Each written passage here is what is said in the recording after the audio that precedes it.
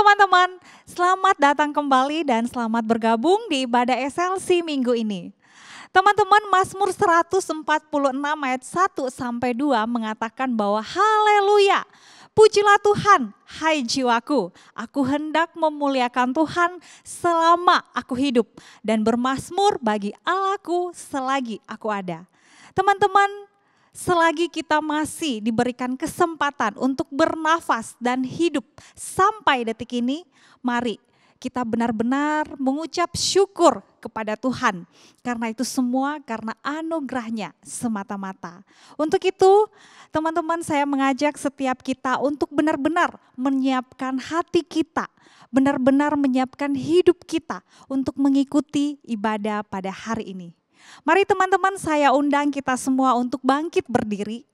Kita akan memulai ibadah kita pada hari ini dengan satu pengakuan bahwa pertolongan kepada setiap kita di dalam ibadah ini datangnya dari Tuhan yang menciptakan langit dan bumi. Kiranya kasih, karunia, dan damai sejahtera dari Allah Bapa, Allah Anak Yesus Kristus, dan persekutuan dengan Roh Kudus menyertai kita sekalian. Mari kita berdoa. Bapa di sorga, terima kasih untuk setiap kesempatan dan hembusan nafas kami sampai detik ini. Kami sadar Tuhan, kami hidup sampai detik ini, itu semua karena pertolongan, pemeliharaan, dan anugerah-Mu semata-mata Tuhan. Tuhan, saat ini kami akan memasuki hadirat-Mu yang kudus. Kami rindu bernyanyi, kami rindu mendengarkan firman Tuhan. Tuhan kiranya yang kuduskan kami, Tuhan kiranya yang layakkan setiap kami. Dan biarlah ya Tuhan, ibadah kami pada hari ini menyenangkan hati Tuhan. Dan kiranya sekali lagi kami bisa menikmati Tuhan melalui pujian-pujian kami dan firman Tuhan yang kami dengarkan. Terima kasih Bapa, ini doa kami. Di dalam nama Tuhan Yesus kami berdoa. Amin.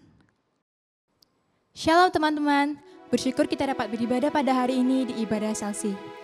Teman-teman, kita ada itu semua karena berkat dari Tuhan. Ia telah merancangkan masa depan kita penuh dengan harapan. Mari bersama-sama kita mengucap syukur kepada Dia, karena Ia telah mengasihi kita dan kemurahan-Nya. Kita naikkan pujian berkat kemurahan-Mu.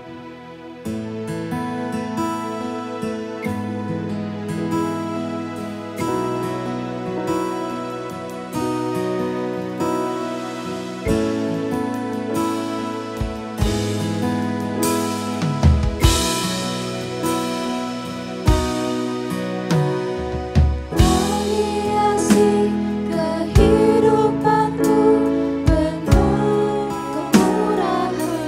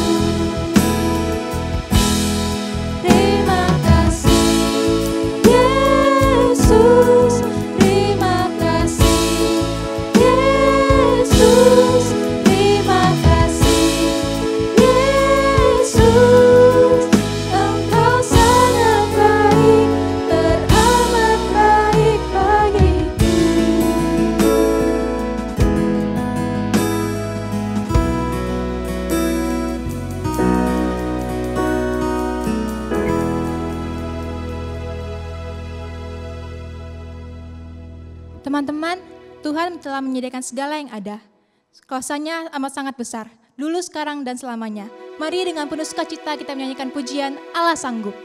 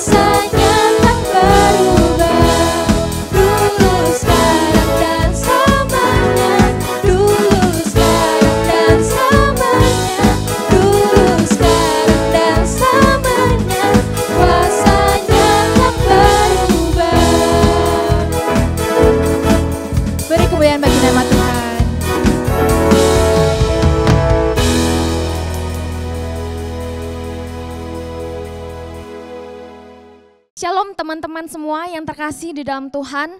Bersyukur ya hari ini Cek Sally boleh bersama-sama dengan teman-teman semua. Cek Sally akan membagikan kebenaran firman Tuhan.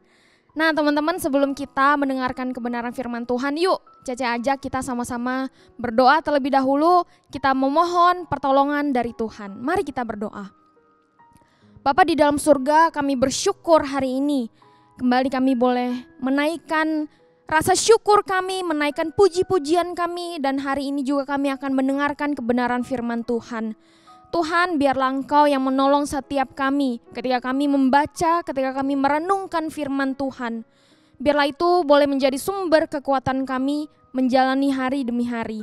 Kiranya Tuhan juga menolong hamba-Mu yang penuh dengan kelemahan dan keterbatasan. Engkau yang melancarkan supaya apa yang disampaikan sungguh-sungguh semuanya itu berasal dari Tuhan. Terima kasih Tuhan, Engkau memberkati kami semua. Hanya di dalam nama Tuhan Yesus Kristus kami berdoa. Amin.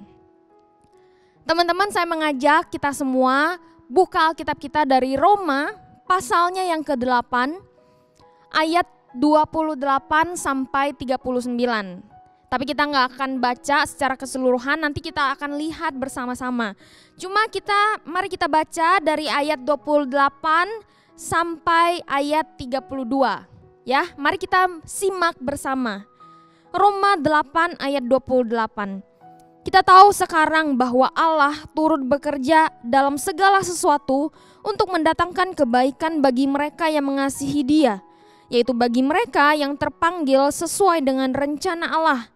Sebab semua orang yang dipilihnya dari semula, mereka juga ditentukannya dari semula untuk menjadi serupa dengan gambaran anaknya, supaya ia, anaknya itu, menjadi yang sulung di antara banyak saudara. Dan mereka yang ditentukannya dari semula, mereka itu juga dipanggilnya. Dan mereka yang dipanggilnya, mereka itu juga dibenarkannya. Dan mereka yang dibenarkannya, mereka itu juga dimuliakannya. Ayat 31. Sebab itu apakah yang akan kita katakan tentang semuanya itu? Jika Allah di pihak kita, siapakah yang akan melawan kita? Ia yang tidak menyayangkan anaknya sendiri, tetapi yang menyerahkannya bagi kita semua. Bagaimanakah mungkin ia tidak mengaruniakan segala sesuatu kepada kita bersama-sama dengan Dia? Sedemikian jauh pembacaan kita hari ini. Teman-teman, beberapa bulan yang lalu Cece pergi makan ke sebuah restoran bersama dengan keluarga Cece. Nah, seperti biasa ya, kami lihat-lihat dulu menu makanannya, terus pilih makanan ini, makanan itu, dan kami makan gitu ya. Nah, setelah kami selesai makan, Cece pergi ke meja kasir untuk membayar. Nah, pada saat kasir menghitung semuanya gitu, nah kasirnya tuh bilang sama Cece, Mbak, karena Mbak sudah membeli sekian harganya gitu ya, Mbak dapat voucher gitu katanya. Oh, kok bisa dapat voucher? Iya, karena Mbak udah dapat segini bayarnya, jadi Mbak dapat voucher ini bisa digunakan ketika nanti Mbak datang lagi ke restoran ini gitu ya. Nah, waktu Cece dapat voucher ini, ya lumayan lah ya, bisa nanti datang terus potongan harga. Lumayan banget dapat voucher ini untuk nanti kita akan makan gitu. Ya, tapi sayangnya voucher itu tidak bertahan lama ya, karena ada limit waktunya, tidak berlaku untuk selamanya. Kalau berlaku untuk selamanya, restorannya bangkrut kali ya. Nah, teman-teman mau dapat voucher ini, potongan harga gitu ya, mau dapat voucher dari toko itu, restoran ini, namanya juga voucher, pasti ada limit waktunya gitu ya, nggak akan sampai selama-lamanya. Ada limit waktunya, ada limit harga yang bisa dipotong pada waktu itu ya. Nah, semua kupon-kupon itu, semua voucher-voucher itu tidak akan tahan lama. Memang waktu kita mendapatkan voucher itu ya kita seneng gitu ya, tapi itu sementara saja gitu. Nah, berbeda dengan voucher ini, berbeda dengan voucher mungkin yang pernah teman-teman dapatkan gitu ya. Ada satu hal yang kita miliki, yang nilainya kekal, yang nilainya permanen, yang tidak akan pernah berubah. Nah, apakah itu? Ya, itu adalah anugerah keselamatan yang kita peroleh ketika kita sungguh-sungguh percaya bahwa Yesus Kristus adalah juru selamat kita. Kita adalah manusia berdosa, kita memperoleh anugerah keselamatan.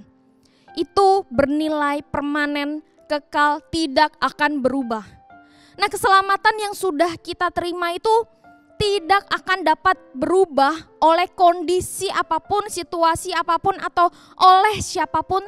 Keselamatan kita tidak akan pernah berubah. Teman-teman, Cece punya 2 HP ya, HP seperti ini. Nah, kalau teman-teman pernah lihat HP seperti ini, kayaknya nggak pernah lah ya.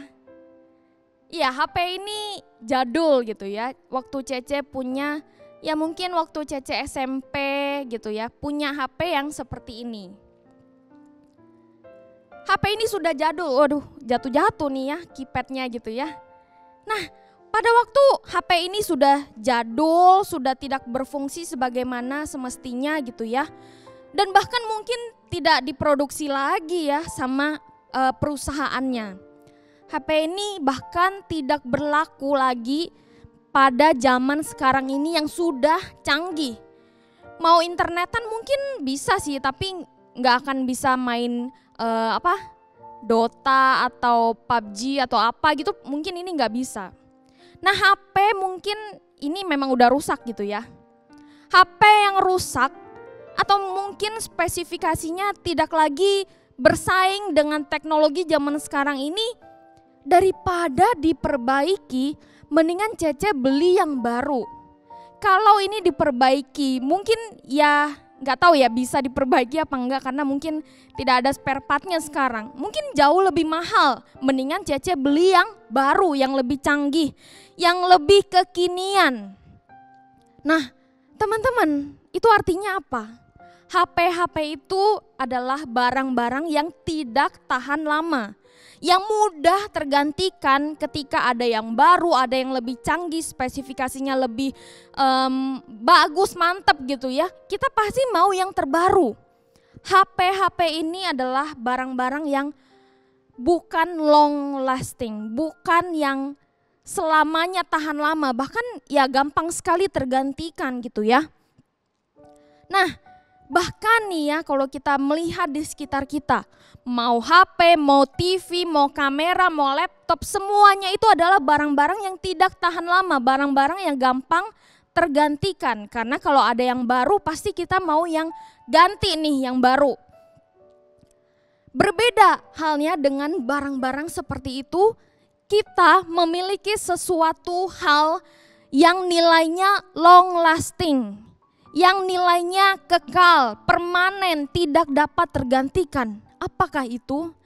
Yaitu faith atau iman. Nah, iman itu adalah artinya kepercayaan atau keyakinan seseorang kepada sesuatu. Nah, ketika kita memiliki iman percaya kepada Tuhan, iman itu bukanlah barang yang dapat gampang gitu tergantikan. Iman itu bukan sesuatu hal yang dapat rusak. Ketika kita punya iman percaya kepada Allah, iman itu ya selalu dikaitkan dengan permanen, kekekalan, selamanya. Kita lihat bahwa di dalam Yohanes 3 ayat 16, Yohanes 3 ayat 16 dikatakan, karena begitu besar kasih Allah akan dunia ini, sehingga ia menyerahkan anaknya yang tunggal supaya setiap kita yang percaya, yang beriman memperoleh hidup yang kekal selamanya, permanen gitu ya. Ya mungkin kadangkala iman kita bisa kecil gitu ya. Dikatakan di dalam Lukas 17 ayat 6, ya mungkin ada orang yang punya iman sebesar biji sesawi. Atau iman itu bisa mengalami keraguan, kadang-kala mungkin kita mengalami keraguan. Tetapi iman kita tidak akan pernah rusak, tidak akan pernah tergantikan, karena iman itu long lasting, permanen. Nah, sama halnya dengan iman yang bersifat permanen, maka keselamatan yang diberikan Allah kepada kita juga adalah permanen adanya. Ketika Allah memberikan keselamatan itu, Allah nggak main-main memberikan keselamatan itu. Keselamatan yang diberikan Allah tidak abal-abal. Mungkin sebagian dari kita berpikir, masa sih keselamatan kita benar-benar sampai selama-lamanya permanen? Benar nggak sih?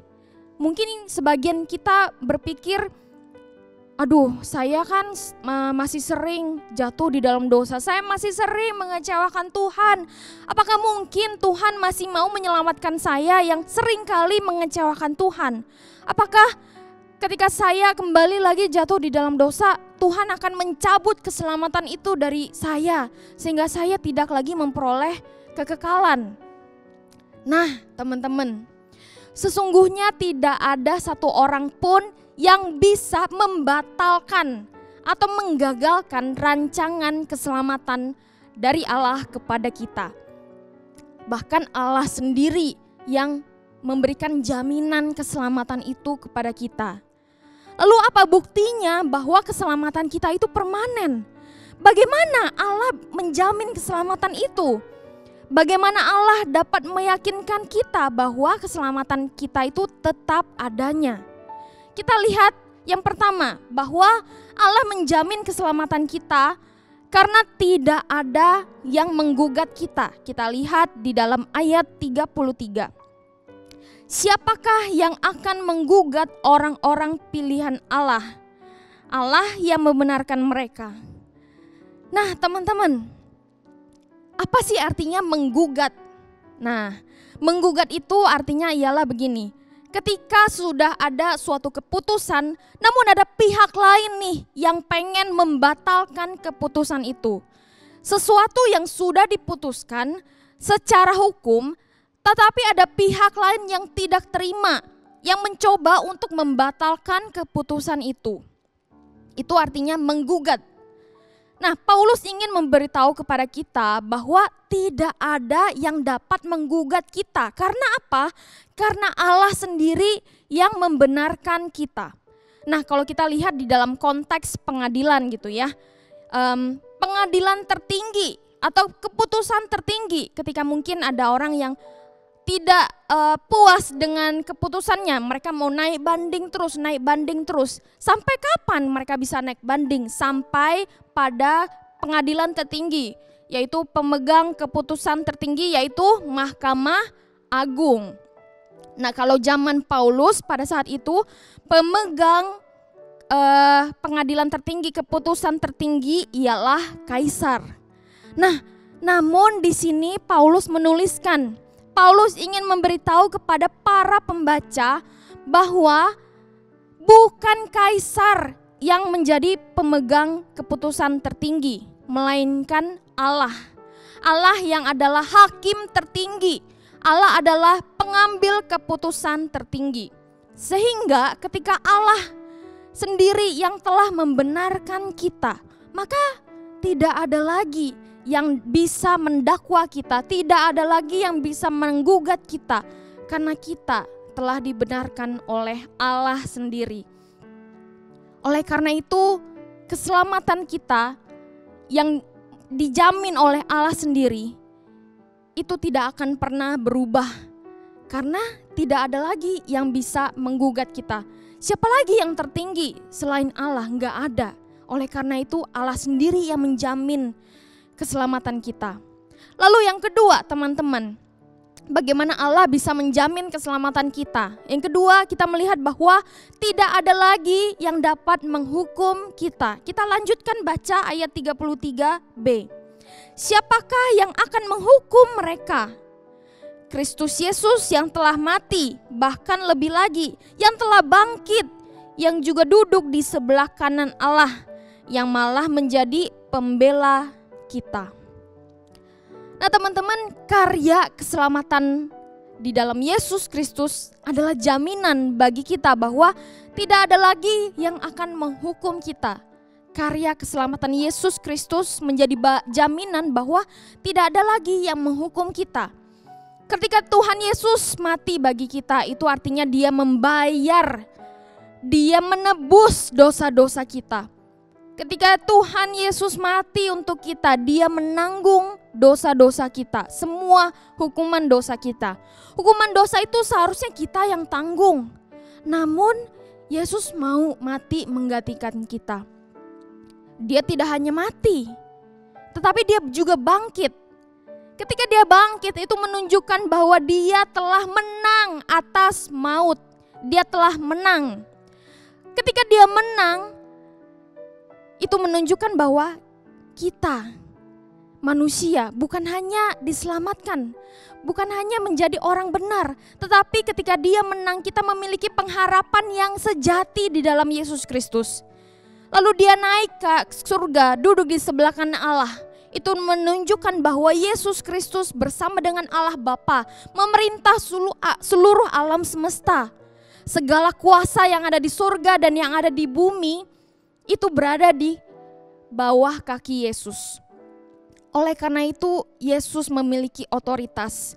Ketika dikatakan tidak ada yang dapat memisahkan kita dari kasih Kristus, itu adalah valid. Karena Yesus sendiri berada di atas otoritas tertinggi.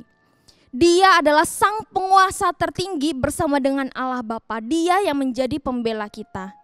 Nah, teman-teman, inilah kesempurnaan karya keselamatan Allah bagi kita.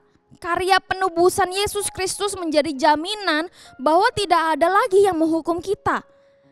Dan jaminan kita bersifat permanen dan pasti. Lalu yang ketiga, bagaimana Allah menjamin keselamatan kita? Kita melihat bahwa tidak ada yang memisahkan kita dari kasih Kristus. Mari kita melanjutkan baca di ayat 35 sampai ayat 39. Siapakah yang akan memisahkan kita dari kasih Kristus? Penindasan atau kesesakan atau penganiayaan atau kelaparan atau ketelanjangan atau bahaya atau pedang. Seperti ada tertulis, oleh karena engkau kami ada dalam bahaya maut sepanjang hari. Kami telah dianggap sebagai domba-domba sembelihan. Tetapi dalam semuanya itu kita lebih daripada orang-orang yang menang oleh Dia yang telah mengasihi kita.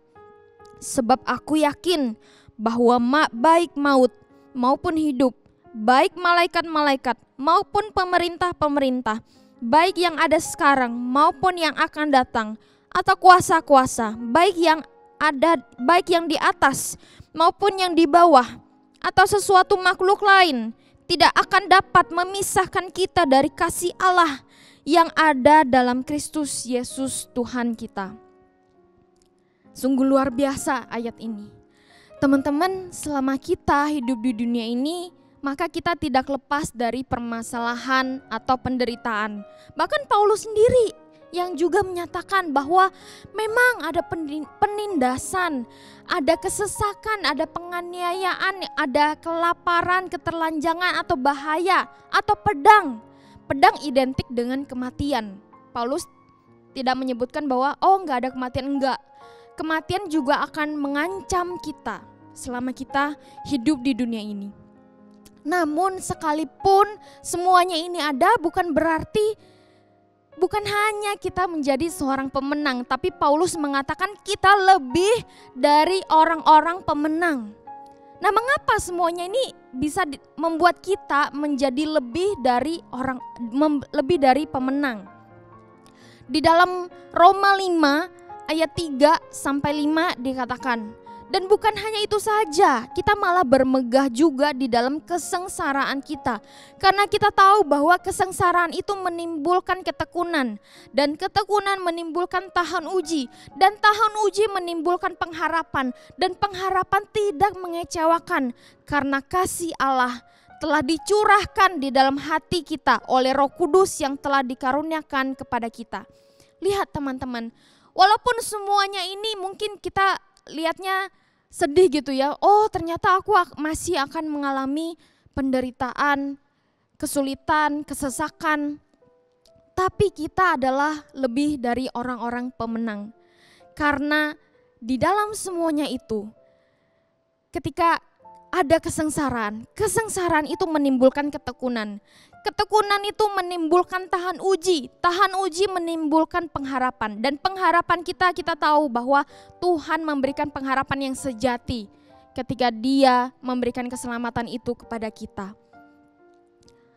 Teman-teman gak usah takut dengan semuanya itu. Karena apa? Karena di dalam Roma pasal 8 ayat 28 yang barusan kita baca, kita tahu sekarang bahwa Allah turut bekerja di dalam segala sesuatu yang terjadi, baik itu penderitaan, kesesakan, segala sesuatu untuk mendatangkan kebaikan bagi mereka yang mengasihi Dia, yaitu bagi mereka yang terpanggil sesuai dengan rencana Allah. Semua yang kita alami, baik itu penderitaan, atau mungkin kita sekarang mengalami sakit, penyakit, kesengsaraan, semuanya itu tidak akan pernah membuat kita terlepas dari kasih Kristus. Kita tetap aman di dalam tangannya. Nah teman-teman, saya mau tanya, apakah ada teman-teman punya asuransi gitu ya, mau asuransi kesehatan, asuransi jiwa. Mungkin orang tua kali ya yang mengurus untuk kita semua. Yang pasti kita tahu bahwa kita punya asuransi. Nah, asuransi itu memang baik untuk kita, untuk masa depan kita. Apa yang kita lakukan sekarang, kita membayar, rajin membayar uang premi gitu ya, kita menabung. Supaya apa? Supaya nanti kita bisa gunakan uang itu untuk di masa yang akan datang. Ya, kita rajin memberikan, menabung uang premi untuk nanti ketika kita membutuhkannya, kita bisa mencairkannya. Itu akan berguna, bermanfaat untuk kita. Tapi itu nanti gitu ya. Nah namun teman-teman, keselamatan yang kita peroleh di dalam Yesus Kristus tidak tunggu nanti-nanti. Tidak tunggu nanti ketika kita pulang ke surga, enggak. Tidak tunggu nanti-nanti. Bahkan sekarang pun kita dapat merasakan anugerah itu. Kita dapat menikmatinya. Karena apa? Karena tidak ada satupun yang bisa memisahkan kita dari kasih Allah. Tidak ada satupun yang dapat menghukum kita. Tidak ada satu orang pun yang bisa menggugat kita. Karena keselamatan yang sudah Allah berikan kepada kita itu bersifat permanen, kekal, dan bahkan kita bisa merasakannya sekarang. Begitu luar biasa teman-teman anugerah ini. Nah teman-teman, kita tahu bahwa kita ini berada di pusat perhatian Allah. Allah menjamin keselamatan kita. Ketika kita tahu bahwa kita berada di pusat perlindungan Allah, itu artinya kita menjadi objek dari kasih Allah. Ketika kita memiliki iman percaya di dalam Yesus Kristus. Betapa indahnya, betapa luar biasanya anugerah yang diberikan Allah kepada kita. Enggak tanggung-tanggung. Bukan nanti-nanti kita merasakannya, tetapi sekarang pun kita dapat merasakannya karena jaminan keselamatan kita itu sekarang dan sampai selama-lamanya. Nah teman-teman, apapun yang kita alami saat ini, mungkin di antara kita ada yang sedang sakit, mungkin di antara kita mengatakan bahwa aku gak punya keluarga yang harmonis. Mungkin saat ini kita mengalami permasalahan yang berat. Bahkan orang terdekat pun gak tahu apa yang aku alami. Namun satu hal yang pasti, ialah segala sesuatu yang kita alami, Allah turut bekerja di dalamnya. Dan Allah mendatangkan kebaikan bagi setiap kita. Apapun yang membuat kita takut, atau apapun yang membuat kita masih ragu-ragu akan keselamatan kita, ketahuilah bahwa Allah sendiri yang menjamin keselamatan itu. Nah teman-teman, mari kita mensyukuri apa yang telah Allah berikan kepada kita. Jaminan keselamatan yang sudah diberikan Allah bagi setiap kita. Nah ketika kita sudah menerima jaminan keselamatan itu, jangan lupa, mari kita juga bagikan kabar sukacita ini kepada keluarga, kepada teman, kepada kerabat, kepada orang lain. Agar mereka juga dapat menikmati jaminan keselamatan dari Allah di dalam Yesus Kristus. Amin teman-teman, mari sama-sama kita berdoa. Bapa di dalam surga, kami bersyukur hari ini ya Tuhan. Ketika kami tahu bahwa jaminan keselamatan kami itu adalah kekal, permanen, tidak dapat tergantikan. Kami bersyukur Tuhan untuk anugerah yang begitu besar kepada setiap kami.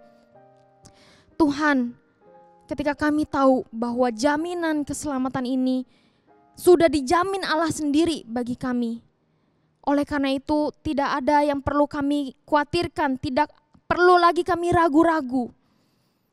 Ajar kami Tuhan untuk kami boleh terus berjalan di dalam jalan Tuhan. Buatlah kami tetap teguh menjalani hari demi hari yang mungkin bagi kami sulit. Dan terlebih lagi ya Tuhan, jadikan kami bukan menjadi pribadi yang egois, tetapi kami ingin membagikan kabar sukacita ini kepada orang lain. kepada keluarga kami, kepada teman-teman kami, kepada orang lain yang membutuhkannya. Terima kasih Tuhan, kami boleh merasakan anugerah keselamatan itu dari sekarang sampai nanti ketika kami dipanggil pulang oleh Bapa. Terima kasih Tuhan untuk hari ini, firman hari ini yang sudah kami sama-sama renungkan. Biarlah kiranya firman Tuhan ini selalu ada di dalam hati kami. Makasih Bapa di dalam surga, kami bersyukur hanya di dalam nama Tuhan Yesus Kristus kami berdoa. Amin. Teman-teman, mari kita bangkit berdiri, bersama-sama kita mengikrarkan pengakuan iman rasuli. Pengakuan iman rasuli. Aku percaya kepada Allah, Bapa yang Maha Kuasa, Khalik langit dan bumi, dan kepada Yesus Kristus, Anaknya yang tunggal Tuhan kita, yang dikandung dari Roh Kudus, lahir dari anak darah Maria, yang menderita sengsara di bawah pemerintahan Pontius Pilatus, disalibkan, mati dan dikuburkan, turun ke dalam kerajaan maut, pada hari yang ketiga bangkit pula dari antara orang mati, naik ke surga, duduk di sebelah kanan Allah, Bapa yang Maha Kuasa, dan dari sana Ia akan datang untuk menghakimi orang yang hidup dan yang mati. Aku percaya kepada Roh Kudus, gereja yang kudus dan am, persekutuan orang kudus, pengampunan dosa, kebangkitan tubuh, dan hidup yang kekal. Amin.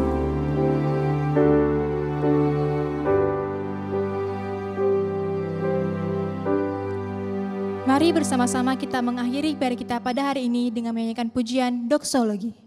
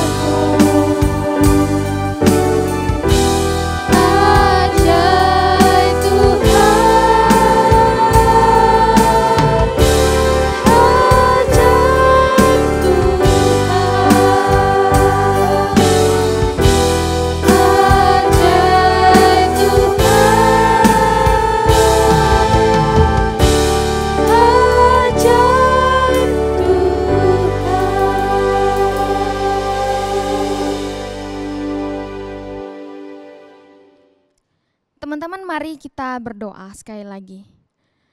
Ya Tuhan, kami bersyukur hari ini Tuhan yang boleh menolong setiap kami beribadah walaupun masih secara online. Tetapi kami masih tetap bisa memuji Tuhan, memuliakan Tuhan, dan bahkan kami bisa merenungkan satu kebenaran firman Tuhan yang menguatkan setiap kami. Tuhan, Engkau mengetahui bagaimana situasi setiap kami, keadaan kami, maupun kami sedang berduka, kami sedang sakit, kami sedang mengalami kesulitan, pergumulan. Tuhan, kiranya Engkau melawat setiap kami, Engkau mengenal setiap kami. Kiranya Tuhan menolong setiap kami untuk kami boleh keluar dari permasalahan ini. Karena kami tahu Allah yang lebih besar daripada masalah kami. Biarlah kami boleh terus bersandar kepada Tuhan, berserah kepada Tuhan. Bukan pada pengertian kami sendiri. Kami bersyukur ya Tuhan, di dalam ibadah ini kembali kami boleh disegarkan oleh Tuhan. Terima kasih Tuhan Yesus. Mari kita menerima berkat dari Tuhan. Kiranya kasih yang sempurna dari Allah Bapa, cinta kasih dari Yesus Kristus yang telah Ia tunjukkan di atas kayu salib, persekutuan, pertolongan dari Allah Roh Kudus menyertai kita sekalian dari sekarang sampai selama-lamanya. Amin.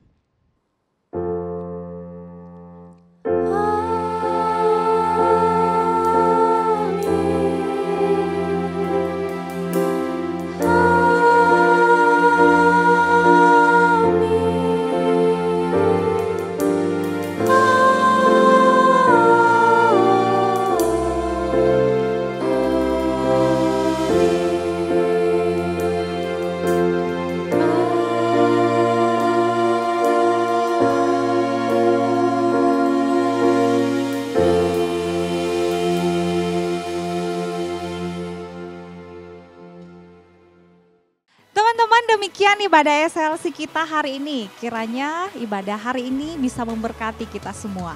Dan teman-teman, jika terberkati dengan ibadah tadi, jangan lupa untuk share link ibadah ini ke teman-teman dan orang-orang yang teman-teman kasihi. Supaya semakin banyak orang yang merasakan kasih dan terberkati dengan Tuhan.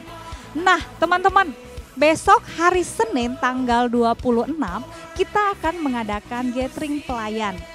Kami mengundang untuk setiap teman-teman yang sudah melayani di SLC untuk bergabung bersama dengan kami online via Zoom.